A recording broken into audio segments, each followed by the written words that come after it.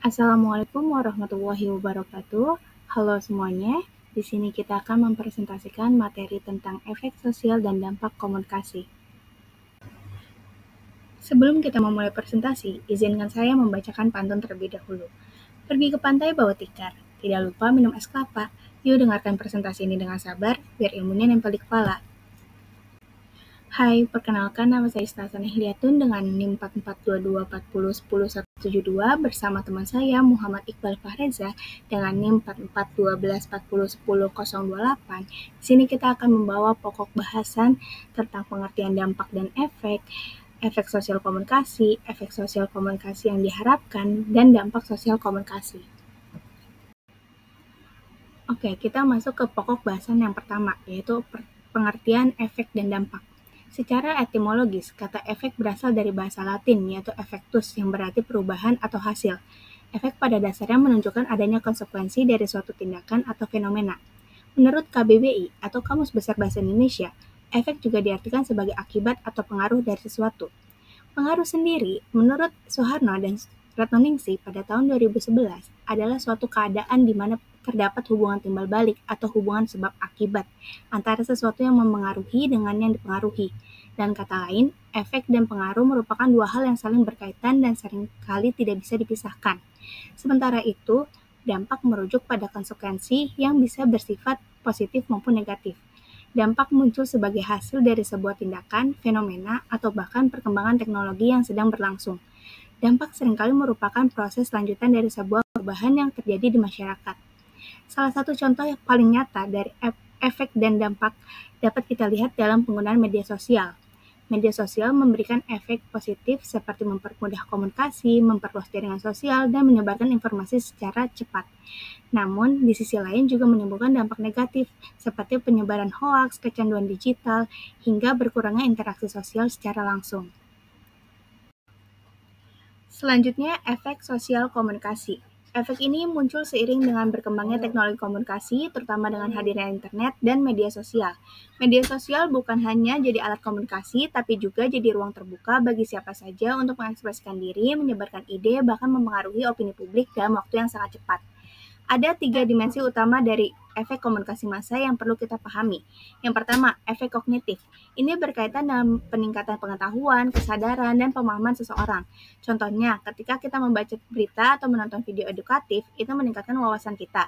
Yang kedua, efek afektif. Ini memengaruhi emosi, perasaan, dan sikap. Misalnya, iklan layanan masyarakat yang menyentuh hati bisa membuat kita lebih peduli terhadap lingkungan. Yang ketiga, efek behavioral atau konatif. Ini berhubungan dengan perubahan perilaku. Contohnya, setelah menonton video tentang pentingnya membaca, kita jadi lebih rajin ke perpustakaan atau baca e-book. Efek sosial ini sangat erat kaitannya dengan komunikasi massa. Media massa punya kekuatan besar untuk membentuk opini publik dan mempengaruhi perilaku masyarakat. Namun, satu hal yang perlu digarisbawahi adalah efek dari komunikasi itu tidak selalu bisa diprediksi secara tepat. Kita tidak bisa menjamin bahwa satu tayangan akan berdampak sama ke semua orang, karena tiap individu punya latar belakang dan cara berpikir yang berbeda. Tapi seiring waktu, kita semakin paham bagaimana proses ini bekerja sehingga kita bisa lebih cermat dalam menganalisis dampaknya. Halo teman-teman semuanya, saya Muhammad Iqbal Fahreza dan saya akan menjelaskan perihal tentang efek komunikasi yang diharapkan. Jadi efek komunikasi yang diharapkan itu ada 3. Yang pertama itu adalah efek tidak terbatas atau unlimited effect. Yang kedua itu ada efek terbatas atau limited effect. Yang ketiga itu efek moderat atau not limited effect. Nah, jadi saya akan menjelaskan ketiga-tiganya. Yang pertama itu adalah efek tidak terbatas atau unlimited effect. Nah, maksudnya efek ini tuh didasari oleh teori jarum hipodermik dan teori peluru. Yang dimana halayak itu bersifat pasif dan informasi dari media itu menjadi aktif untuk menstimulasi halayak dengan berbagai informasi yang bersifat persuasif. Jadi intinya kedua teori itu melihat bahwa orang yang menonton, membaca, atau mendengar sesuatu dari sebuah media itu kayak pasif banget. Alias mereka itu mudah menerima lah. Mereka itu cuma menerima semua informasi yang diberikan tanpa banyak mikir. Nah, media ini nih yang berperan aktif buat nyuntikin atau nembakin tanda kutip sebuah informasi ke orang-orang. Nah, informasi ini tuh biasanya dirancang supaya bisa mempengaruhi, meyakinkan, atau ngebujuk orang-orang buat percaya atau ngelakuin sesuatu. Jadi kalau misalnya media bilang, produk ini tuh keren banget, kalian wajib coba. Nah, orang-orang tuh bisa langsung percaya tanpa banyak ragu. Nah, begitulah maksud dari efek tidak terbatas. Oke, yang kedua itu ada efek terbatas atau limited effect. Nah, limited effect itu dicetuskan oleh Paul Lazarsfeld dan Karl Hofland saat Perang Dunia Kedua. Nah, dia itu menyatakan bahwa pengaruh media massa terhadap perubahan opini publik atau perilaku individu bersifat terbatas karena dipengaruhi oleh opini pribadi, hubungan sosial, dan selektivitas individu. Nah, jadi teori ini tuh bilang kalau pengaruh media massa ke opini atau perilaku seseorang itu sebenarnya nggak terlalu besar. Kenapa? Karena orang-orang itu punya opini pribadi, hubungan dengan orang lain, dan kebiasaan buat milih-milih informasi dengan sendiri. Jadi media itu nggak bisa seenaknya bikin orang berubah pikiran. Ya karena apa? Karena ada faktor-faktor tadi seperti opini pribadi, hubungan sosial, dan selektivitas individu. Oke, saya akan mencoba menjelaskan dari opini pribadi. Nah, kalau misalnya nih, seseorang itu udah punya pendapat yang kuat tentang suatu hal, informasi dari media itu biasanya nggak langsung bikin dia berubah pikiran. Kayak misalnya nih, nah kalau orang nih udah punya pendapat yang teguh atau percaya banget sama sesuatu, dia tuh cenderung sulit tuh buat dipengaruhi oleh informasi baru dari media. Misalnya nih, kalau ada orang yang yakin banget kalau olahraga pagi itu lebih baik daripada olahraga sore, nah terus tiba-tiba dia lihat berita lain yang bilang sebaliknya. Kemungkinan besar tuh dia nggak langsung berubah pikiran. Jadi opininya itu udah kuat, itu menjadi semacam filter yang bikin dia lebih kritis terhadap informasi baru. Jadi media itu nggak begitu gampang buat mengubah pandangannya. Nah, yang kedua itu ada hubungan sosial. Nih, biasanya tuh pendapat orang-orang terdekat kita kayak keluarga atau teman itu lebih berpengaruh daripada media. Misalnya nih, kalau misalnya teman kita bilang film itu tuh jelek banget. Nah, mungkin kita bakal lebih percaya ke teman daripada iklan yang bilang filmnya bagus. Karena apa? Ya karena hubungan sosial tadi yang ngebuat informasi dari orang terdekat kita itu lebih mudah dipercaya dibandingkan dari media-media lainnya. Oke, yang ketiga itu ada selektivitas individu. Nah, orang tuh biasanya milih informasi yang sesuai sama apa yang mereka percaya. Kalau misalnya mereka nggak setuju, ya kemungkinan besar mereka bakal abaikan informasi itu. Nah, contohnya begini, ada orang yang suka berita tentang video game. Jadi berita yang membahas tentang video game pasti akan dia ikuti terus. Nah, namun tiba-tiba di beranda dia itu muncul berita yang ngebahas tentang politik. Nah, otomatis karena itu nggak relevan sama dia, pasti bakal diabaikan dong. Nah, simpelnya begitu. Jadi intinya mereka lebih selektivitas dalam memilih informasi lah. Lalu yang ketiga ada efek moderat atau not limited effect.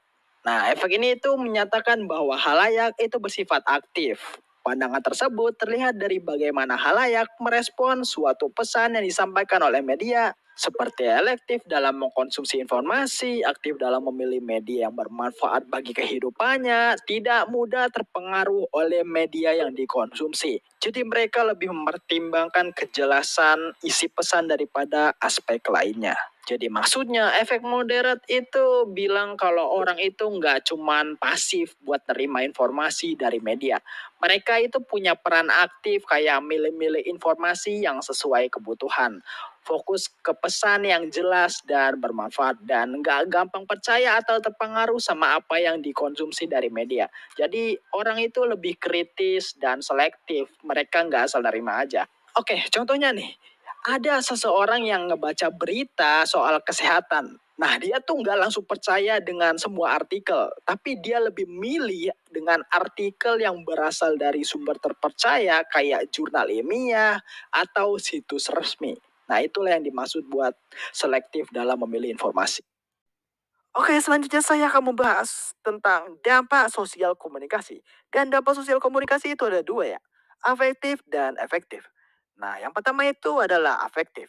Kalau dalam ilmu komunikasi, komunikasi afektif itu adalah cara berkomunikasi yang mengutamakan empati dan perhatian untuk membangun hubungan emosional.